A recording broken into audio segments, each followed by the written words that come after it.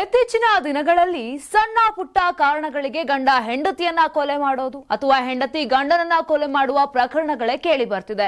ಇಂತಹದ್ದೇ ಮತ್ತೊಂದು ಘಟನೆ ನಮ್ಮ ಬೆಂಗಳೂರಲ್ಲಿ ನಡೆದಿದೆ. ಬಿಇ ವ್ಯಾಸಂಗ ಮುಗಿಸಿದ ಪದ್ಮಜ ಮತ್ತು ಹರೀಶ್ ಎಂಬ ದಂಪತಿ ಬೆಂಗಳೂರಿನ ಖಾಸಗಿ ಕಂಪನಿಯೊಂದರಲ್ಲಿ ಕೆಲಸ ಮಾಡ್ತಿದ್ರು. ಕೆಲ ತಿಂಗಳುಗಳಿಂದ ಕೆಲಸ ಬಿಟ್ಟಿದ್ದ ಆರೋಪಿ ಹರೀಶ್ ಪತ್ನಿಯ ಜೊತೆ ಸಂಸಾರಿಕ ಜೀವನವನ್ನ ನಡೆಸದೆ ಪ್ರತಿದಿನ ಗಲಾಟೆಯನ್ನ ಮಾಡ್ತಿದ್ದ. ಹೀಗೆ ಪತ್ನಿ ಮನೆಯಿಂದ ಶಾಪಿಂಗ್ ಹೋಗಿ ಬಂದಿದ್ದ ವಿಚಾರಕ್ಕೆ ಗಲಾಟೆಯನ್ನ ತೆಗೆದಿದ್ದಾನೆ ಪತಿ ಹರೀಶ್. ಈ ಜಗಳದಲ್ಲಿ ಮಾತಿಗೆ ಮಾತು ಬೆಳೆದು ಜಗಳ ವಿಕೋಪಕ್ಕೆ ತಿರುಗಿದೆ. ನಂತರ ಸಿಟ್ಟಿಗೆದ್ದ ಹರೀಶ್ ಪತ್ನಿ ಪದ್ಮಜಾಳನ್ನ ಕುತ್ತಿಗೆ ಹಿಸುಕಿ ಹಲ್ಲೆ ಮಾಡಿದ್ದಾನೆ. ಬಳಿಕ ನೆಲಕ್ಕೆ ಬೀಳಿಸಿ ಕುತ್ತಿಗೆ ಮೇಲೆ ಕಾಲಿಟ್ಟು ತುಳಿದು ಕೊಲೆ ಮಾಡಿದ್ದಾನೆ. ನಂತರ ಆಂಬ್ಯುಲೆನ್ಸ್ ಅನ್ನ ಕರೆಸಿ 3-4 ಆಸ್ಪತ್ರೆಗೆ ಕರೆದುಕೊಂಡು ಹೋಗಿದ್ದಾರೆ. ಆದ್ರೆ ಅದಾಗಲೇ ಮೃತಪಟ್ಟಿರುವ ಬಗ್ಗೆ ವೈದ್ಯರು ದೃಢಪಡಿಸಿದ್ರು. ಇನ್ನು ಕಳೆದ 7ನೇ ತಾರೀಕು ನ್ಯಾಚುರಲ್ ಡೆತ್ ಆಗಿದೆ ಅಂತ ಪೊಲೀಸರಿಗೆ ಒಂದು ಫೋನ್ ಬರುತ್ತೆ. ನಂತರ ಪೊಲೀಸರು ಅಲ್ಲಿ ಹೋಗಿ ವಿಚಾರಿಸಿದಾಗ ಅಸಲಿ ಸತ್ಯ ಬೆಳಕಿಗೆ ಬಂದಿದೆ. ಇನ್ನು ಈ ಪ್ರಕರಣವನ್ನ ಭೇದಿಸಿದ ಆಗ್ನೇಯ ವಿಭಾಗದ ಡಿಸಿಪಿ ಸಾರಾ ಫಾತಿಮಾ ಅವರು ಈ ಬಗ್ಗೆ ಮಾತನಾಡಿದ್ದಾರೆ. ನ್ಯಾಚುರಲ್ ಡೆತ್ ಎಂದಿದ್ದ ಈ ಕೇಸನ್ನ ಹೇಗೆ ಕೊಲೆ ಅಂತ ಕಂಡಿಡಿದ್ರು ಅಂತ ಅವರೇ ಹೇಳಿರುವ ಬೈಟ್ ಒಂದನ್ನ ಈಗ ಪ್ಲೇ ಮಾಡ್ತೀವಿ, ನೋಡ್ಕೊಂಡು ಬನ್ನಿ. ಎಷ್ಟು ವರ್ಷ ಆಗಿತ್ತು ಮೇಡಮ್? ಮದುವೆ ಆಗಿದ ನಂತರ ಅವ್ರು ಬೆಂಗಳೂರು ಇರ್ತಾರೆ. ಬೇಸಿಕಲಿ ಇವರೆಲ್ಲ ಶ್ರೀನಿವಾಸಪುರದವ್ರು ಅಂತ ತಿಳಿದು ಬಂದಿದೆ. ಹೇಗೆ ಗೊತ್ತಾಗುತ್ತೆ ಮೇಡಮ್ ಇವರು ಡೆತ್ ಆಗಿದೆ ಅಂತ ಹೇಳಿ? ನ್ಯಾಚುರಲ್ ಡೆತ್ ಅಂತ ಹೇಳಿ ಫೋನ್ ಬರುತ್ತಾ ಹೇಗೆ? ಅದೇ MLC ಬಂದಾಗ ಅಲ್ಲಿ ಹೋಗಿ ಎಲ್ಲ ಮನೆ ಹತ್ರ ಎಲ್ಲ ಯೂಶಲಿ ವಿಚಾರಿಸಿದಾಗ ನಮಗೆ ಇದು ಗೊತ್ತಾಗುತ್ತೆ. ಮತ್ತು ಆ ಮಕ್ಕಳಿಗೆಲ್ಲ ಕೇಳಿದಾಗ ಆ ಮಗು ನಮಗೆ ಸ್ವಲ್ಪ ಕ್ಲೂ ಕೊಡುತ್ತೆ. ಈ ಥರ ರಾತ್ರಿ ಗಲಾಟೆ ಆದಾಗ ತಂದೆ ನಮ್ಮ ತಾಯಿಗೆ ಹೊಡಿತಾ ಇದ್ರು ಅಂದ್ಕೊಂಡು ಆ ಒಂದು ಕ್ಲೂದಲ್ಲಿ ನಾವು ಅಕ್ಕಪಕ್ಕ ವೆರಿಫೈ ಮಾಡಿ ದೆನ್ ಮರ್ಡರ್ ಕೇಸ್ ರಿಜಿಸ್ಟರ್ ಮಾಡ್ಕೊಳ್ತೀವಿ.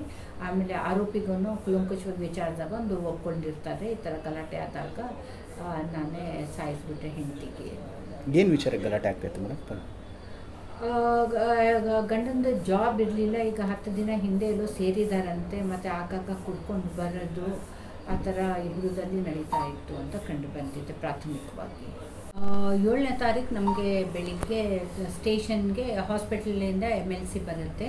ಈ ಥರ ಒಬ್ರದ್ದು ಅನ್ಯಾಚುರಲ್ ಡೆತ್ ಆಗಿದೆ ಅಂದ್ಕೊಂಡು ಅದು ಹೋಗಿ ಎಲ್ಲ ವಿಚಾರಿಸಿ ಎಲ್ಲ ಗೊತ್ತಾಗುತ್ತೆ ಇದು ಕೊಲೆ ಪ್ರಕರಣ ಅಂದ್ಕೊಂಡು ಕೊಲೆ ಪ್ರಕರಣ ದಾಖಲಿಸ್ಕೊಂಡಿದ್ದೀವಿ.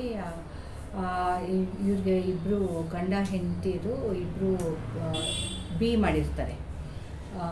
ಯಾರು ಈಗ ತೀರ್ ಹೋಗಿದ್ದಾರೆ ಹೆಂಡತಿ, ಅವರು ಎಲೆಕ್ಟ್ರಾನಿಕ್ಸ್ ಆ್ಯಂಡ್ ಕಮ್ಯುನಿಕೇಷನ್ದಲ್ಲಿ ಇಂಜಿನಿಯರಿಂಗ್ ಮಾಡಿದ್ದಾರೆ. ಮತ್ತು ಅವರು ಗಂಡ ಸಿವಿಲ್ ಇಂಜಿನಿಯರ್. ಇಬ್ಬರು ಮಕ್ಕಳಿದ್ದಾರೆ, ಹೆಣ್ಮಕ್ಳಿದ್ದಾರೆ. ಒಬ್ಬಳು 3.5 ವರ್ಷ, ಇನ್ನೊಂದು 1.5 ವರ್ಷ ಅಂದ್ಕೊಂಡು ರಾತ್ರಿ ಗಂಡ ಹೆಂಡತಿರ ಮಧ್ಯೆ ಗಲಾಟೆ ಆದಾಗ ಗಲಾಟೆ ವಿಕೋಪಕ್ಕೆ ಹೋಗಿ ಗಂಡನೇ ಹೆಂಡತಿಗೆ ಕೊಲೆ ಮಾಡಿರೋದು ಕಂಡು ಬಂದಿದೆ. ನೋಡಿದ್ರಲ್ಲ ವೀಕ್ಷಕರೇ, ಹೇಗೆ ಆ ಪುಟ್ಟ ಮಗು ಕೊಟ್ಟ ಒಂದೇ ಒಂದು ಸಣ್ಣ ಸುಳಿವಿನಿಂದ ಪಾಪಿ ಗಂಡನನ್ನ ಕಂಬಿ ಹಿಂದೆ ಕಳುಹಿಸಿದ್ದಾರೆ ಅಂತ. ಇನ್ನು ಇತ್ತೀಚೆಗೆ ಹೆಚ್ಚಾಗುತ್ತಿರುವ ಈ ರೀತಿಯ ಕೊಲೆ ಪ್ರಕರಣಗಳ ಬಗ್ಗೆ ನೀವೇನ್ ಹೇಳ್ತೀರಾ ಅಂತ ಕಮೆಂಟ್ ಮಾಡಿ ತಿಳಿಸಿ. ನಾನು 86 kg ಇದ್ದವಳು 71 kg ಬಂದಿದ್ದೀನಿ. ವಯಸ್ಸಾದ್ಮೇಲೆ ಸ್ಮಾರ್ಟ್ ಆಗಿ ಕಾಣ್ತೀರಾ ಅಂದ್ರೆ ಜಿನ್ನಿ. 126 kg ವೇಟ್ ಇದ್ದು ನಾವು ಈಗ 114 kg ಲೆಕ್ಕ ಬಂದಿದ್ದೀವಿ. ಯಾವುದೇ ಸೈಡ್ ಎಫೆಕ್ಟ್ ಆಗಿಲ್ಲ. 84ರಿಂದ 50 kg ಬಂದೆ. ಆಮೇಲೆ ಸಣ್ಣಗೆ ಫಿಟ್ ಆಗಿದ್ದೀನಿ. ಅದಕ್ಕೆ ನಾನು ಯೂಸ್ ಮಾಡ್ತಾ ಇರೋದು ಜೀನಿ ಸ್ಲಿಮ್.